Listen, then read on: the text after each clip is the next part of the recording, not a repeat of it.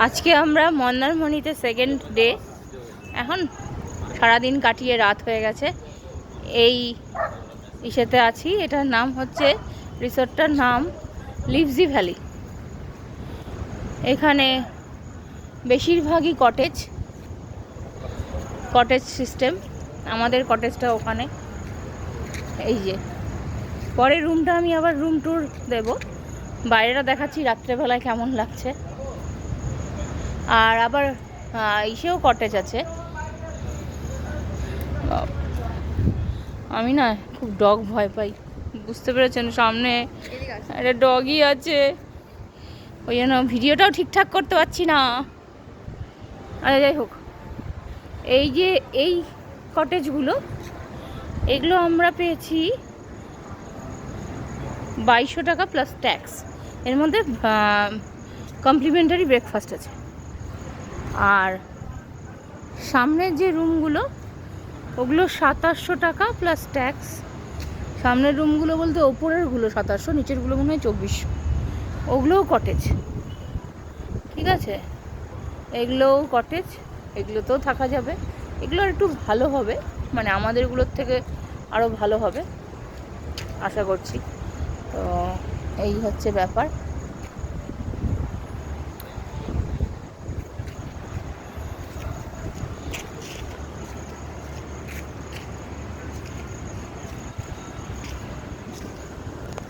আজকে সেকেন্ড ডেতে অন্য রিসোর্টে হলো, আমাদের সাথে আরও দুটো ফ্যামিলি আছে আজকে। ওরা আজকে এসছে, তো আজকেই এসছে ওরা।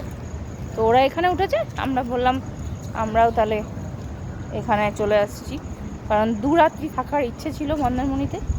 একদিন কাটালাম ওই হোটেল হিন্দুস্তান ইনে, আর আজকে এখানে লিভজি ভ্যালিতে। খুব হাওয়া দিচ্ছে, ভীষণ হাওয়া দিচ্ছে।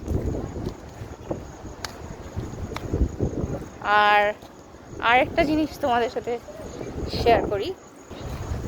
এই সামনেই, এখানে তো বসার জায়গা আছেই, এখানে বসা যেতে পারে। এছাড়া এই যে শ্যাকগুলোও আছে একদম রিসর্টের সামনেই শ্যাক।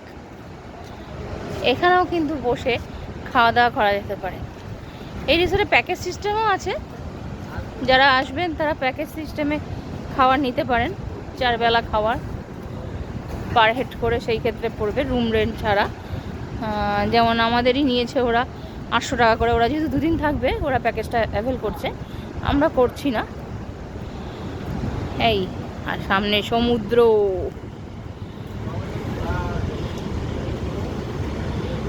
উফ, কালকে আমাদের ফিরে যাওয়া, বেশ 2 দিন ভালোই কাটছে।